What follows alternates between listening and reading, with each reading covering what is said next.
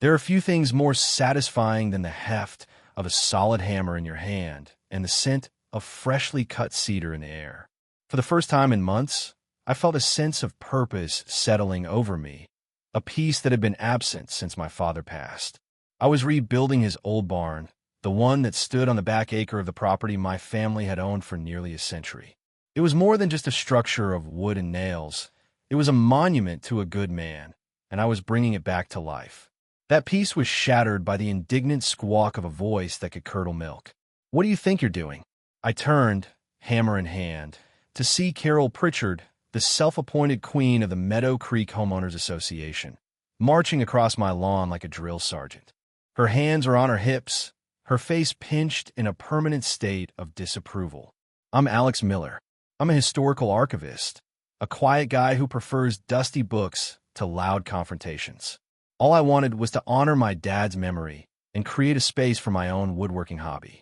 Carol, however, lived for confrontation.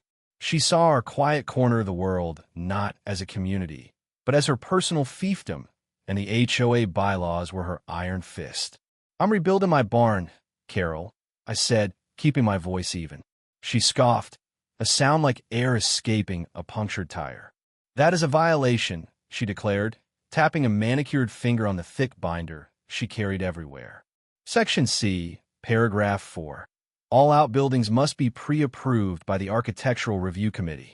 That dilapidated fire trap was supposed to be demolished, not resurrected. What she didn't know, what she couldn't possibly comprehend, was that the history I studied for a living wasn't just in books. It was in the very soil she was standing on, and she had just kicked a hornet's nest she didn't even know existed. She pulled out her phone. "I have tried to be reasonable," she said with a smug, theatrical sigh. "You leave me no choice. I am calling the sheriff to have this unauthorized construction ceased immediately." She smiled, a thin, triumphant slash on her face as she dialed. She expected a uniformed officer to arrive, bow to her authority, and put a stop to my work. She was about to get a very big surprise. Have you ever dealt with someone so convinced of their own power that they can't see the cliff they're marching toward? This story is for you. I promise. The ending is worth it. The crunch of gravel announced the arrival of the county sheriff's cruiser. It rolled to a stop behind Carol's pristine sedan, and a tall, uniformed figure emerged, the sun glinting off the star on his chest. Carol's smile widened. This was her moment of vindication, the public enforcement of her absolute power. She strode toward the officer, her binder held out like a holy text. "Sheriff, thank you for your prompt response," she began, her voice dripping with saccharine authority. "This gentleman, Mr. Miller, is in flagrant violation of established community covenants. I need you to order him to halt all construction activities at once." The sheriff adjusted his hat, his gaze sweeping over the barn's new frame, then to me, and finally landing on Carol. A slow, familiar grin spread across his face.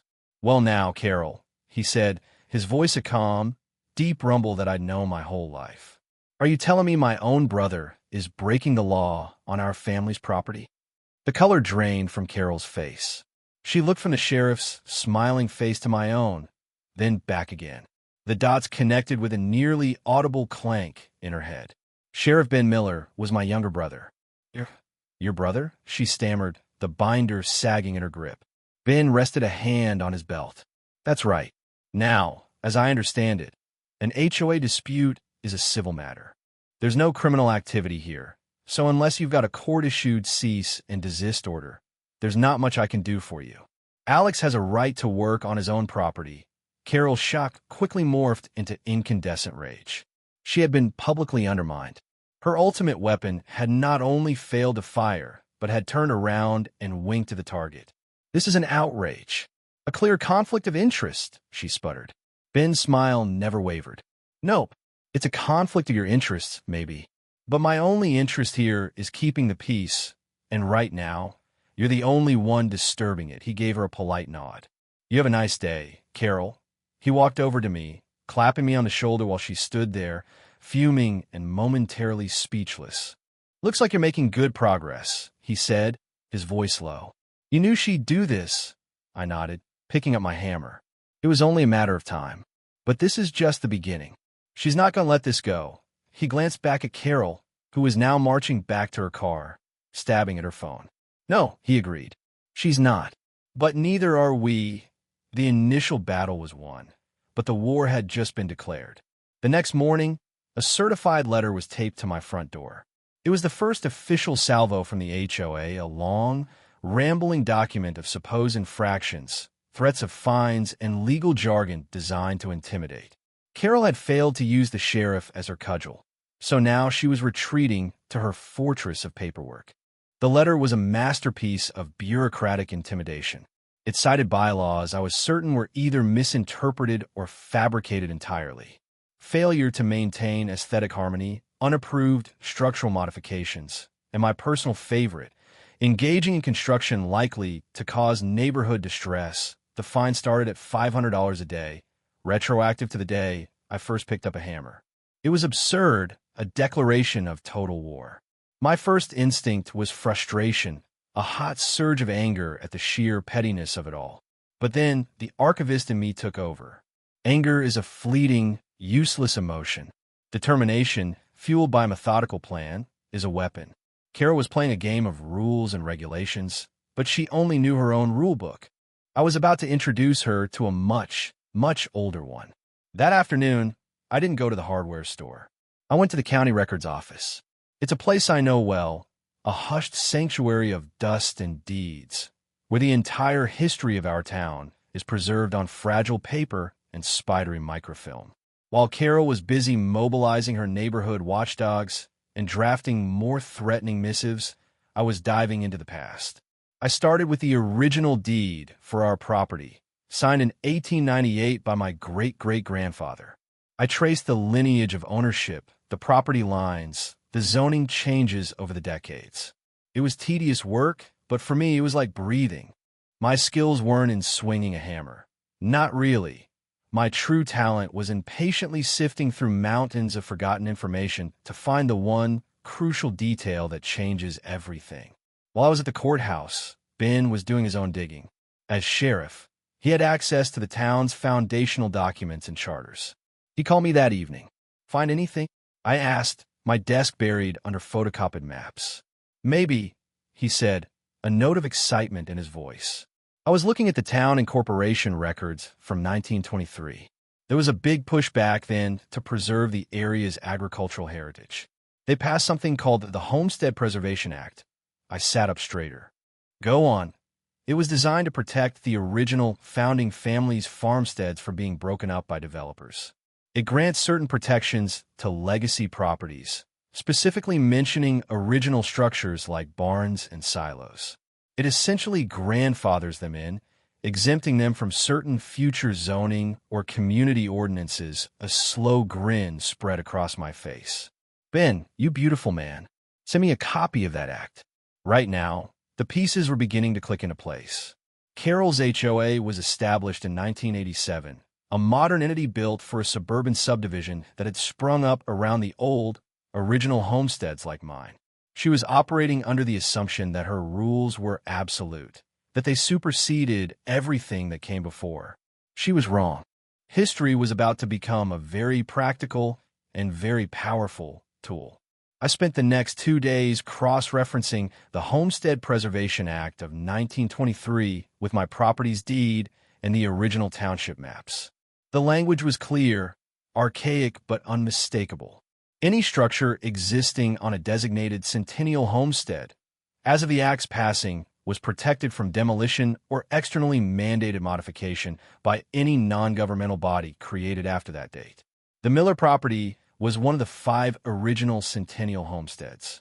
The barn, which was clearly visible on the 1920 county surveyor's map, was legally untouchable by Carol and her HOA. It was the aha moment every researcher dreams of, the discovery of a single, undeniable fact that unravels an entire false narrative. I felt a jolt of pure, triumphant electricity. I had her, but the discovery raised a more profound question. Simply showing Carol the document might win me the battle over the barn, but it wouldn't end the war. A tyrant doesn't abdicate power just because they're proven wrong. They lash out, find new targets, and seek revenge. Carol's reign of petty terror over the neighborhood wouldn't stop with me. She'd just become more vicious, more clever in her attacks. If I was going to do this, I had to do it right. I had to dismantle her authority, not just over my barn, but over the entire community she had bullied into submission for years. And as I dug deeper into the HOA's own founding documents, which Ben had also helpfully procured, I found another thread, a small but significant one. The HOA's Articles of Incorporation stated they had to abide by all pre-existing county and town statutes. By trying to enforce their bylaws on my protected property, they weren't just overreaching, they were actively violating their own charter. This was no longer just about my barn. It was about liberating a neighborhood. The final piece of the puzzle fell into place when I started researching the history of the other 4 Centennial homesteads. One had been sold and subdivided in the 50s. Another had burned down. But 2 others were still standing, their owners, the quiet, elderly Mr. Henderson and the reclusive Davison family, having been subjected to years of harassing letters and fines from Carol for things as trivial as unapproved fence paint and non-conforming vegetable gardens. They had likely paid the fines, too intimidated or weary to fight back. Carol hadn't just been a bully. She had been extorting money from senior citizens by leveraging bylaws that didn't even apply to them. The scope of my plan suddenly expanded. This wasn't just my fight anymore. Ben came over that evening, and I laid it all out on the kitchen table. The 1923 Act, the old maps, the HOA charter, and my research on the other homesteads. He listened intently, a grim expression on his face as I got to the part about Mr. Henderson and the Davisons. "She's been shaking them down for years," he said, his voice low and hard, "using rules that are legally null and void on their properties. That's not just overreach, Alex. That's fraud." "Exactly," I said. "So here's the plan. I could just send her a letter from a lawyer with all this, and she'd have to back off. But she'd survive. She'd claim ignorance, apologize, and then go right back to terrorizing everyone else over flower beds and garbage complacement. We can't just cut the head off the snake. We have to burn the nest." My strategy was simple, and it relied entirely on Carol's own arrogance. I would do nothing. I would continue to ignore her letters, and I would continue to work on my barn, openly and cheerfully. This would infuriate her. It would push her to escalate, to move beyond letters and into a public forum where she would feel the most powerful. "She'll call a special meeting," I predicted. "She'll try to make a public example of me, to rally the neighborhood and vote to place a massive lien on my property. She'll want an audience for my execution." Ben nodded, catching on. "And when she does, you'll be there. And you won't be alone." The plan was to let Carol build the stage, light the spotlights, and invite the entire town to her own downfall. I would spend the next week preparing my presentation, not a defense, but an education. I would also pay a quiet visit to Mr. Henderson and the Davisons, armed with copies of my research, to show them they weren't powerless. We would turn Carol's show trial into a class action indictment of her entire regime. The beauty of the plan was its reliance on her predictable behavior. Bullies who believe they have absolute power can't fathom that a quiet man might be armed with something more potent than anger: facts. She would walk right into the trap because she couldn't imagine a world where she wasn't the one holding it. This was no longer just about a barn. It was about justice, history, and the quiet satisfaction of watching a tyrant architect their own demise. As predicted, my continued, smiling defiance drove Carol to the brink. She saw my work on the barn not as a man honoring his father, but as a personal affront to her authority. Every new beam I raised was, in her eyes, another finger pointed squarely at her. After a week of my strategic silence, the official notice went out. It was posted on the community message board and emailed to every resident. Emergency HOA meeting. Agenda: to address the flagrant and ongoing violation at 112 Homestead Lane and a vote on the levying of punitive fines and the placement of a property lien against the homeowner, Alex Miller. The language was dramatic, designed to stoke fear and indignation. Carol was painting me as an outlaw, a threat to the suburban tranquility she curated with an iron fist. She was calling for my public shaming, and I couldn't have been more pleased. She had taken the bait perfectly. The days leading up to the meeting were tense. I saw neighbors whispering as I drove past. Some would offer a tight, nervous smile, while others, Carol's loyalists, would stare with open hostility. Mrs. Gable from across the street actually stopped her car to tell me I was ruining the neighborhood's character. I just smiled and waved, which seemed to bother them more than any argument would have. Behind the scenes, our alliance was growing. My visit to Mr. Henderson had been eye-opening. The gentle, retired man broke down in tears when I showed him the 1923 Act and explained that the thousands of dollars in fines he'd paid Carol over the years for his unapproved rose trellises were based on a lie. The Davisons, a fiercely private family, were initially suspicious, but after reviewing the documents, their anger became a quiet, cold fury. They agreed to attend the meeting. They wouldn't speak, but their presence, alongside me, would be a powerful statement. Ben, in his official capacity, couldn't be seen as conspiring with me, but he assured me he would be at the community hall that evening. Just to keep the peace, he said with a wink. The night of the meeting, I put on a clean shirt, gathered my meticulously organized folder of documents, and took a deep breath. The barn stood behind me in the twilight, its frame strong and true. It was more than a building now. It was a symbol of quiet rebellion. Tonight, I wasn't just defending my property. I was fighting for the very principle that history matters, that rights are not granted by petty tyrants and binders, but are etched into the foundations of the community itself. Carol wanted a show. I was more than ready to give her one. The community hall was packed, buzzing with an energy that was part neighborhood gossip, part lynch mob. Carol had done her job well, whipping her supporters into a state of righteous indignation. She stood at a podium in the front of the room, beaming, soaking in the power. She looked out at the assembled homeowners and saw an army. I looked out and saw a jury. I took a seat in the front row, with Mr. Henderson on one side and the stoic Mr. and Mrs. Davison on the other. Our presence together caused a ripple of murmurs through the crowd. Carol's eyes narrowed for a fraction of a second when she saw us, a flicker of confusion, but she quickly masked it with her signature smugness.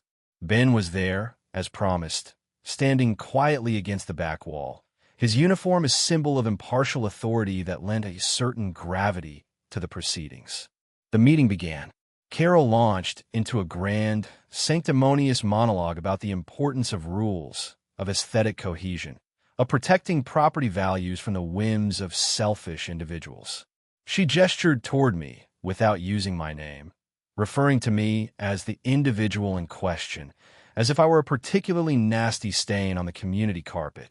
This individual, she declared, her voice rising with practiced drama, believes he is above the very covenants that protect our way of life. He has ignored warnings. He has flouted our goodwill. His unauthorized, unsightly structure looms as a monument to his disregard for his neighbors. She clicked a button, and a photo of my partially built barn appeared on the projector screen behind her. It looked beautiful to me, but she presented it like evidence from a crime scene. Therefore, she concluded, her voice ringing with finality, the board proposes a fine of $25,000 and the immediate placement of a lien on his property until the offending structure is removed. I now call for a vote. Hands began to rise around the room. It was the moment she had been waiting for, her public coronation as the unassailable enforcer of order. It was also my cue. I stood up. "Before you vote," I said, my voice calm, but carrying easily through the suddenly silent room, "I believe the community is entitled to some important context that has been omitted." Every head turned towards me. Carol's face tightened, a mask of annoyance. She had expected me to sit in cowed silence. "Mr. Miller, this is not a debate," she snapped. "You had your chance to comply. I'm not here to debate, Carol," I replied, walking slowly toward the front of the room, my folder in hand. "I'm here to educate." I could feel Ben's presence at the back of the room, a silent, steadying force. I nodded to the person running the projector. "Could you please switch to my presentation?" Confused, they did. The unflattering photo of my barn was replaced by a high-resolution scan of the original 1898 deed to my land. This is the founding deed for my family's property. I began, my voice taking on the familiar cadence of an archivist explaining a discovery. It's one of 5 original centennial homesteads that formed the basis of this town. I clicked to the next slide, the 1923 town surveyor's map, where my barn was clearly marked. Then, the final crucial document appeared on the screen, the Homestead Preservation Act of 1923. I read the key passage aloud. Any original agricultural structures on said centennial homesteads shall be exempt from the regulations or covenants of any subsequent residential associations or bodies. A wave of confused murmuring swept the room. I let the words hang in the air for a moment. The Meadow Creek HOA, I continued, turning to look directly at Carol, was founded in 1987. According to the town charter, which governs your own bylaws, you have absolutely no legal authority over my barn. None. The blood drained from her face. This was not in her script. I wasn't finished. This isn't just about my property. I gestured to my companions. Mr. Henderson and the Davison family also live on centennial homesteads. For years, our HOA president has been sending them threatening letters and levying thousands of dollars in illegal fines against them, which they have dutifully paid. The murmurs grew louder, turning from confusion to anger. People were turning to look at Mr. Henderson, who simply nodded, his expression grim. Carol stood frozen, her mouth slightly agape, the color of her face now a pasty white.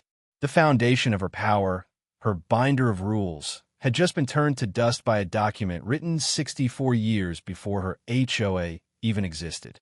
Her kingdom was crumbling, live and in front of all her subjects. The reveal hung in the air, thick and undeniable. Carol stared at the screen, at the stark black and white text of the 1923 Act, as if it were a dagger pointed at her heart. Her entire platform, her years of meticulous, tyrannical control, had been built on a foundation of sand, and the historical tide had just washed it all away. This is a trick," she stammered, her voice thin and reedy, all its previous authority gone. "A forgery. It's ridiculous. It's a public record, Carol." Ben's voice boomed from the back of the room. He began walking slowly down the center aisle, not as my brother, but as the sheriff of Meadow Creek County. "I verified it myself at the courthouse. The act is as real as this badge." He stopped beside me, his presence an unshakable confirmation of the facts. The room erupted. People were on their feet, shouting questions, not at me, but at Carol. "Did you know about this, Carol? How much money did you take from Mr. Henderson?" "My mother was one of the Davisons. You harassed her for years." The meeting devolved into chaos, but it was a righteous chaos. The power dynamic in a room had not just shifted, it had inverted with the force of a tectonic plate. The very people Carol had counted on as her army were now a furious mob turning on their disgraced general. She stood there, speechless, her face a mixture of shock, rage, and pure, unadulterated humiliation. Her allies on the HOA board were visibly distancing themselves from her, looking at their shoes, at the ceiling, anywhere but at her. They wanted no part of the explosion they now saw was imminent. I held up my hand for quiet. "There's one more thing," I said, my voice cutting through the noise. "The true purpose of the barn." I clicked to the final slide. It was a simple architectural rendering. My father, as many of you know, could fix anything. He taught half the people in this town how to swing a hammer or change their own oil.